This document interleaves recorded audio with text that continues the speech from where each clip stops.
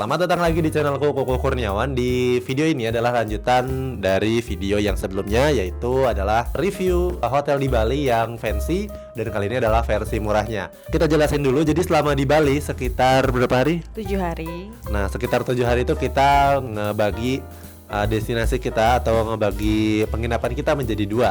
Yang satu adalah hotel yang cukup fancy dengan fasilitas lengkap, dan selebihnya adalah hotel-hotel yang harganya 100 ribuan. Jadi tonton selengkapnya sampai habis karena kita akan jelasin dan juga review hotel-hotel yang ada di Bali dengan harga yang terjangkau.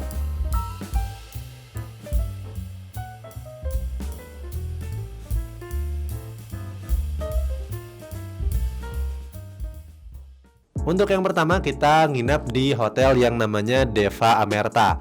Cuman waktu itu hotelnya Deva Amerta itu lagi direnovasi dan ngebuat kita harus pindah ke hotel yang juga adalah anak usahanya ya, kurang lebih ya.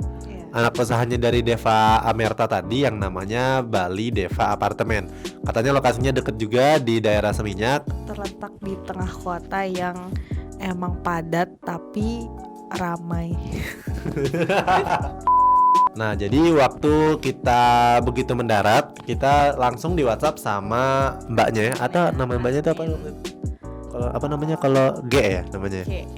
Oh iya, G. Nah, kita di WA, selamat pagi, saya dari Asti dari adminnya Deva Merta. Terus di telepon, dia bilang ternyata hotel kita lagi direnovasi, jadi agak mengganggu kalau ada suara-suara tukang yang lagi kerja.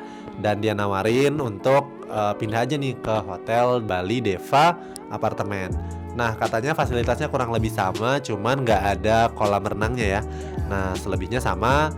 Dan tempatnya juga sama-sama di Seminyak. Kita dapat kompensasi berupa 1 malam nginap di Bali Deva Amarta tadi ya. Jadi kita sebenarnya dapat ekstra 1 hari hotel. Karena kita pindah ke hotel Bali Deva Apartemen, jadi kita akan review hotel yang itu aja. Gimana soal Bali Deva Apartemen yang ada ingat? Jadi waktu itu kesan pertamanya adalah setelah sampai di Bali itu kan kita naik gokar sampai ke Bali Deva Apartemen ya. Pertama itu agak-agak bingung karena dia masuk gang agak cukup jauh ke dalam di ujung jalan. Ternyata pas sampai banyak banget pohon-pohon yang bikin hotel tuh jadi rindang gitu, adem, ayem. Jadi pas nyampe ke dalam hotel tuh disambut oleh resepsionis yang tadi ternyata udah WhatsApp duluan ya, Mbak Asti itu yang di adminnya.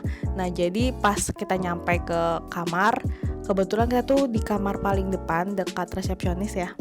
Dan akhirnya tuh kita minta pindah ke kamar sebelahnya karena kamar pertama itu agak lembab. Jadi kita pengen ke kamar yang agak lebih kering gitu, untuk kasur dan juga untuk kamar mandinya sih. Tapi yang lainnya tuh udah bagus banget. Jadi ada kulkas, ada sofa, ada mini kitchen juga buat kita sekedar masak atau ngangetin makanan itu ada. Jadi cukup bagus. Tapi kita tuh waktu itu cuma semalam, jadi udah bagus. Nah, kalau dari aku sih sama kurang lebih, karena kita sebenarnya sih di hotel itu juga cuman istirahat sebentar, habis itu kita jalan, kita cari oleh-oleh ya di hari pertama. Karena kita juga sekalian mau cari baju-baju untuk ke pantai dan kita jalan lagi di malam harinya. Jadi untuk kesannya sekitar mungkin 6,5 sih sebenarnya untuk standar Bali. Tapi sebenarnya nggak jelek, bagus. Cuman ternyata setelah di hari-hari berikutnya ada hotel yang lebih worth it sih menurut kita. Jadi lanjut ke hotel selanjutnya. Tapi sebelum itu rating dari Adea berapa? Untuk harga 150 ribuan di Bali ya aku rating 7,5. Lanjut ke Grand Mas Plus Hotel Seminyak. Ini tempatnya juga masih di Seminyak, hotel bintang 3 yang ada di dekat dengan pantai Seminyak ya. Nah, jadi ini salah satu hotel yang terbaik juga, karena kita nginapnya 2 malam langsung. Rekomendasi lagi dari teman kita Putra, dan dia bilang sih ini hotel yang paling nyaman. Jadi di belakangnya ada semacam mini forest gitu, cuman harganya total 316.000 untuk 2 malam. Berarti dibagi 2 adalah 163.000. Oke, dia memang punya skill untuk menghitung secara otomatis. Waktu itu kita kesannya adalah di sana itu hotel yang sangat cukup untuk kita yang pengen mobilitas tinggi. Jadi di sana hotelnya nyaman, aman, dan fasilitasnya juga nggak bisa dibilang bagus banget, tapi untuk harga 160.000 di Pulau Bali itu sangat murah. Dan ini menjadi salah satu rekomendasi kita banget karena lokasinya sangat strategis di Seminyak, di mana Seminyak itu dekatan sama Kuta, dekatan sama Sunset Road yang tadi, dan itu ngebuat kita mau kemana-mana tuh terasa lebih dekat. Itu sih kesan-kesan dari Hotel Grand Mas, dan menurutku ratingnya sekitar 8,5 sih sebenarnya untuk hotel-hotel seharga 160.000. Lanjut ke Adea gimana? Nah, jadi di Grand Mas ini selain ada kulkas dan juga gantungan ya seperti pada umumnya hotel ya, kamar mandinya tuh juga enak banget. Jadi ada hair dryer yang aku baru temuin di Grand Mas untuk hotel bintang 3 harga 160.000-an ya. Ada hair dryer lengkap dengan yang lain-lain di kamar mandi, itu udah ngebuat perempuan nih kayak kita-kita ini ngerasa terbantu banget, apalagi kita kan nggak bawa peralatan kayak gitu kan untuk backpackeran, untuk travel yang jauh-jauh gitu. Terus untuk lokasi tuh dekat banget dengan pusat oleh-oleh. Jadi ada, kalau dari depan sampai dengan hotel tuh penuh orang-orang tuh jualan baju ya, baju pantai, topi, sampai cenderamata lainnya. Bahkan ada toko buku yang emang khusus ngejual buku-buku dari bahasa Inggris gitu, yang bahkan Mas Kukuh sampai kalap beli 2 buku gitu. Jadi untuk ratingnya 8,5 per 10. Lanjut ke hotel selanjutnya adalah Yarama Cottage. Jadi setelah kita 2 hari di Hotel Grand Mas dan 1 hari di Hotel apa tadi namanya? Aleva, Deva. Dan Aleva dan Deva, kita beranjak menuju Ubud. Karena Ubud katanya asik banget untuk yang lagi honeymoon karena suasananya tenang dan sepi.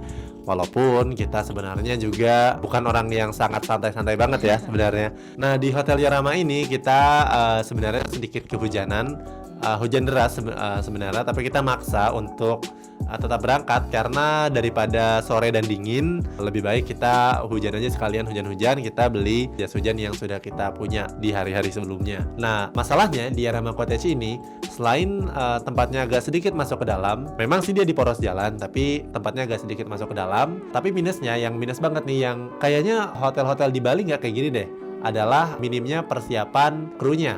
Jadi kita dalam kondisi kehujanan, tapi ternyata handuk belum disediakan. Padahal kita sudah booking dari jauh-jauh hari, dan ternyata fasilitasnya agak sedikit mengecewakan. Ya, jadi aku menambahkan ya.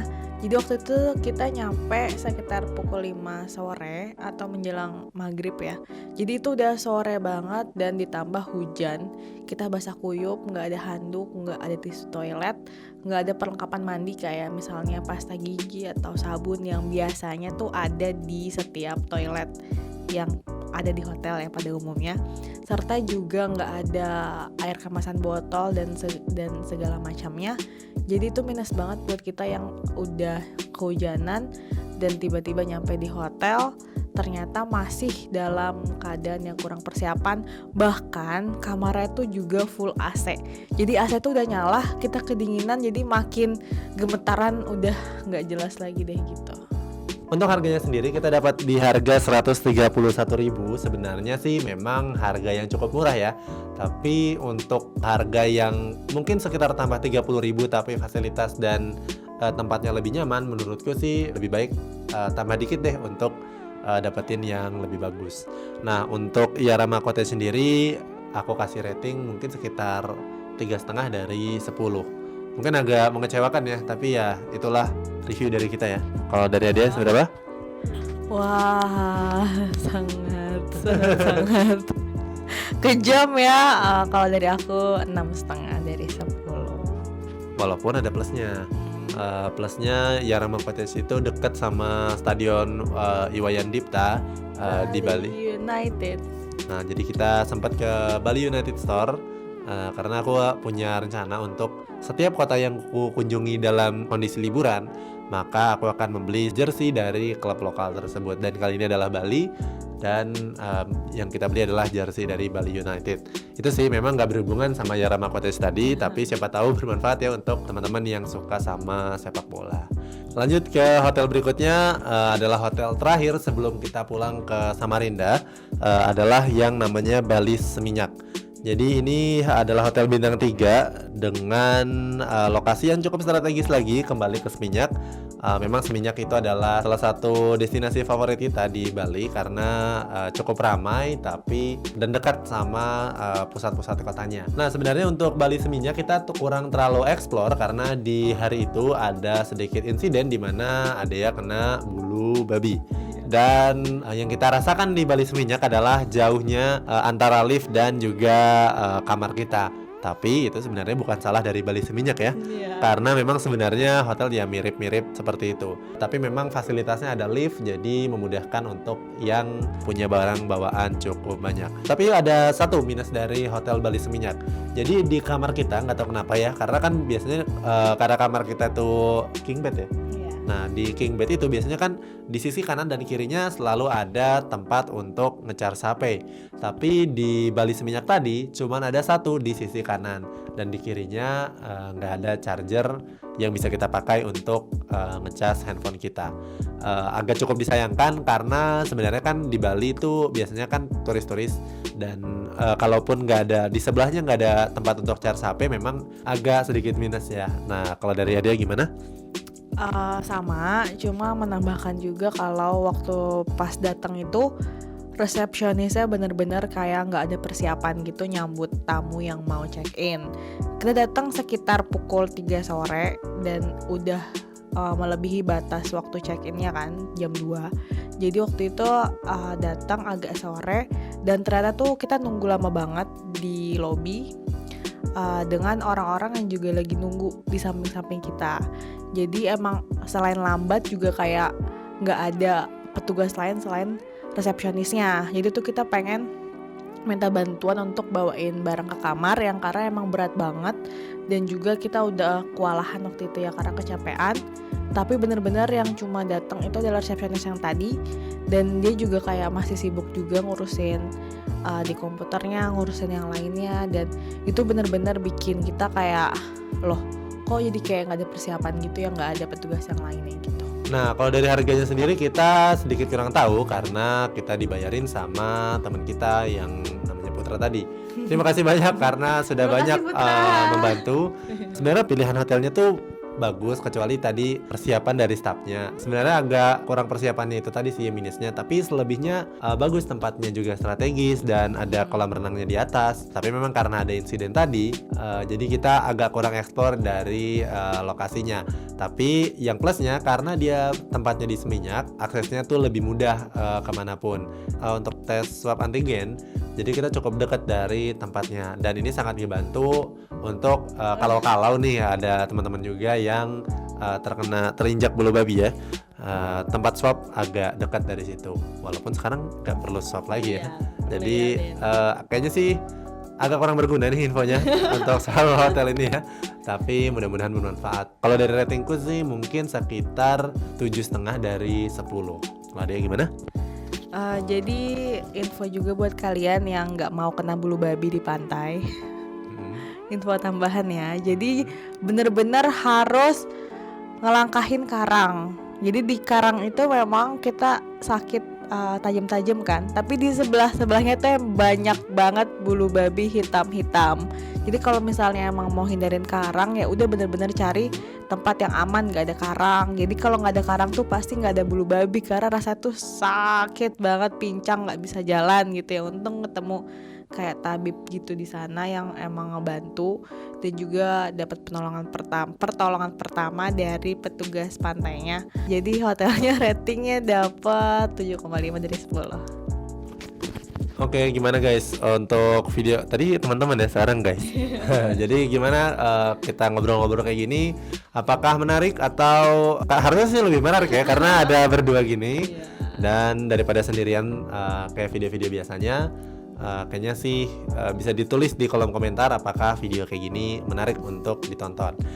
Masih banyak sih cerita-cerita yang lain. Kalau memang yang nonton banyak, tentu saja kita bisa membuat lagi karena kita ditentukan oleh jumlah views ya ternyata ya. Betul sekali. Nah, jadi tonton video yang lainnya juga di channel ini. Sampai jumpa di video selanjutnya. Dah. Dadah.